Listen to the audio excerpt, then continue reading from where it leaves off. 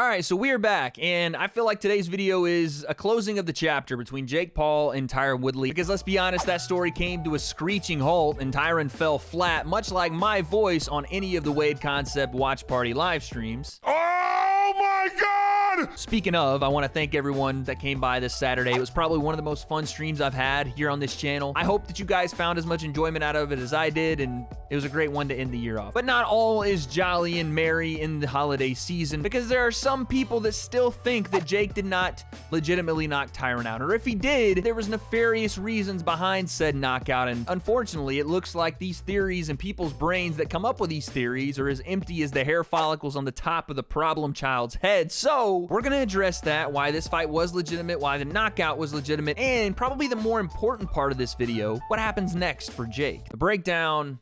Let's go. All right, so let's talk about this fight. It wasn't the most intriguing and high intensity, high volume. We're gonna get it bucking in the middle of the ring like Jake had told Tyron, and that's for a couple of reasons. One, they are still very new boxers, and when you do have power like they have, which Jake showed and Tyron we know has, it isn't necessarily the easiest thing to come into range, hoping you win the firefight in that range, and staying in there confidently throwing, because at some point, it's going to be rock'em sock'em robots and someone's going to sleep. But then, out of nowhere, like my actual twin, Randy Orton, Jake Paul flatlines Tyron, sends him through multiple dimensions like Dr. fucking Strange to his infinite slumber as he lays on the canvas, and that knockout was devastating. But, of course, because Jake Paul is fighting, we had the people that scream out, "It's fake! It was so fake! It was rigged! Did you not see there was a hand signal in this?" I'm sorry, I love you if you're in this community, but you gotta shut the fuck up. This fight and none of Jake's fights have been rigged. And the only evidence that people are clinging to, holding on for dear life like it's Black Friday, scrambling through Target trying to get the last fucking Vizio TV or something, is this idea that Jake twisting his fist, balled up in a boxing glove, is somehow a signal, a command, that we're about to start the ending sequence of the show that we've put on for everyone. This big movement that everyone is relying on as some sort of signal to Tyron that he's gonna knock him out is really just, at the very most, a hand feint, a twist of the fist to say, I might look to this uppercut. Because not only has Jake done it before, but other fighters have. Across history, it's called a feint for a reason, to draw a reaction out of the opponent. Tyron drops his lead hand to try to parry away what he thinks is a right hand coming to the body, and I wonder why he thought a right hand was coming to the body, because not only does Jake twist his glove, he also foot feints forward, he also uses his eyes to look at Tyron Woodley's body. I even said, I think Jake is looking uppercut, which you would curl and twist the fist underneath as you feint the shot to try to see what an opponent's reaction would look like. If you don't believe me, let's just look at Sean O'Malley do the same thing before he knocks out Eddie Weiland with a right hand. It's not a complicated setup, but it is effective as you saw. But don't worry, I did find the signal that those people were looking for. It's pretty simple. I'll reenact it for you right now. You have the fist, you turn it over, and there you go. All right, before anyone gets upset, I'm joking with you guys, but that's the only way I can really address this. It's a joke. There's no validity to this at all. So that's it. Detective Wade is closing the case. It is pretty simple. I shouldn't have had to address it in the first place, but people do make these claims, so I had to shut it down. But on to more pressing matters, because the fight itself wasn't the most entertaining up until that point. We all understand that, and Jake has a lot of things to work on still, but it's a massive win for him. I think that's something we can all honestly say. To beat Tyron Woodley not only once, but twice, and the last one putting him dead on the canvas, that's a huge win, and it opens up so many different opportunities. And speaking of those opportunities, you had MMA fighters, boxers, a ton of people just seeing dollar signs again once Jake won. But how legitimate are any of those fights for Jake to have next? Let's break them down. All right, so talking about these names, one thing we have to realize is Jake's probably going to take some time off. I would think. He fought 4 times in the last year. That is a hefty schedule, and I'm not saying that he shouldn't go if the money's right or whatever. I just think he needs a little time, not only for his body to rest, but just to be able to take some time away from just the boxing. But the least likely opponent, I would think, for Jake as soon as he comes back is Mr. 209 himself, the Stockton gangster Nate Diaz. And that's because Nate, like Jorge Masvidal, like Kamaru Usman, like all of the MMA fighters in the UFC, they're under contract with the UFC. Dana has stated pretty clearly He's not going to work on any deals with Jake Paul. He doesn't like him. And maybe a guy like Nate Diaz takes a fight between now and May and gets it done and gets out of his UFC contract. And then I would say, yeah, his name jumps to the front of the line because that's obviously one of the bigger names Jake wants. He brings a lot of those dollars, which make the crowd, the fans, people at home holla. If I said holler, it would have sounded too country, so I put the A on there. Next on the list is Jorge Masvidal, and while this might look super likely to happen because Jorge filmed a video from what I can only assume was actually hell, it was more red in that fucking room than my face watching Amanda Serrano during a workout. Does what she always does, which is high pace, high volume.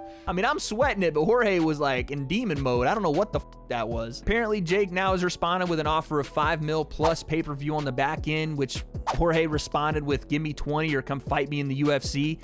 Again, these guys can talk like they're going to fight each other all they want. The elephant, or should I say rhino, in the room, because Dana White is a fucking jackhammer these days, muscles on his muscles. Again, none of these fights happen unless he signs off. So no, I don't think that fight even happens next, because no matter how many times Jorge jumps in an infrared sauna and films a video saying, fight me in the UFC because you don't pay enough, even though he would pay him enough, it's not going to happen because Dana White is too busy making fights in the UFC and eating shitty food on Fridays. So next is a name I can't believe I'm even saying with Jake Paul, but 2021 has proven to me that nothing fucking matters anymore, so whatever. Jake might actually have an opportunity to fight Julio Cesar Chavez. And I know everyone calls Chavez Jr. a disappointment, how he had all the skills to be the next great in boxing, but no work ethic. Those things are true, but let's not forget, this guy was a WBC middleweight champion, and I know that was in his younger years, he was fighting around that 160 to 170 range. His last fight, that he did lose to Anderson Silva, he was at 186, so the weights are not too far apart. I'm saying this now, if Jake takes that fight, it will be a massive step up in competition. And not just the ability of Chavez Jr., the experience, the durability. Guy has a granite chin. I don't even want to think about how the fight would even go because, again, it's 2021, and could you see Chavez Jr. just not giving a shit, going in there and getting paid and losing? It's happened before. So yeah, it's a possibility, but the two kind of big red flags in my mind are, can you get it sanctioned with a guy that's 6-0 versus a guy that has 53 wins and 60 fights? And despite what Jake thinks, because apparently he asked his manager Nikisa to reach out to their team and set up a fight, despite what he wants and what he thinks, will his team have his best interests in mind to say, yeah, that's a little bit out of our league right now. Maybe we work up to that. But even saying that, then you go to the next option for Jake, and that is Anderson Silva, a guy that just beat Julio Cesar Chavez Jr. and would be a massive threat to Jake Paul. That would be more likely to get licensed, seeing as they're both relatively new boxers around the same weight. Anderson Silva is a bit older, and the people that say fight a real boxer would look at him and say another MMA guy, another old guy.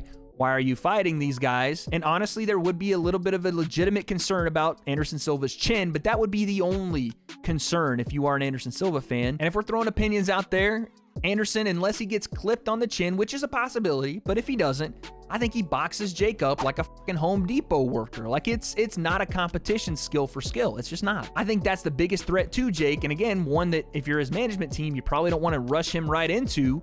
But if they can get the numbers together, Jake's a fucking psycho in a good way. And I don't know if I could see him saying no if people doubted him. And then we come down to the final one, and that is the most likely scenario, in my opinion, for Jake. Again, I think he takes some time off here, and it makes sense that Jake is going to take some time off because his opponent is still going to need some time to heal up, and that is Tommy Fury. As much as I've even said that Tommy bottled this thing, and I know how Jake works, if you don't sign or you pull out of a fight, he'll fucking move on just to prove he doesn't need you. But there's a difference here, right? And that is not necessarily Tommy Fury, but Fury. That name brings value, the heavyweight champion of the world. We talked about it all through the lead up of the fight that was supposed to happen. It was obvious Jake was pointing a message at the weigh-ins, is wearing a shirt that says, Tommy, this could have been you, with an arrow pointing to Tyron. And on the night of the fights, he's wearing his robe, or, you know, whatever that little thing was he was wearing to the ring, that said, hey, Tommy, this could have been you, but I guess watching on TV at home is cool too. And it's all the same things we said when they were supposed to fight the first time. It pays off the narrative of Jake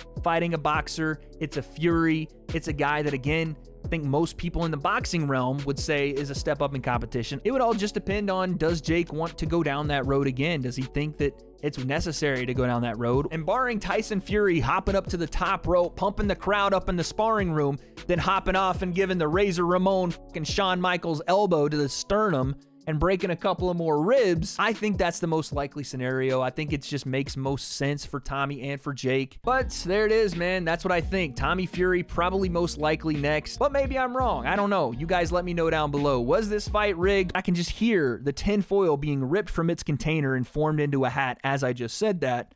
So let me know there. And who does Jake Paul fight next? If we know Jake, he will troll for a couple of months. He'll go on vacation. He'll show everybody how much money he's made and spending on vacation. Then he'll come back. And like I said, he is a troll, but he will drop a name and he will stick by it. Who will it be? Guess we'll find out.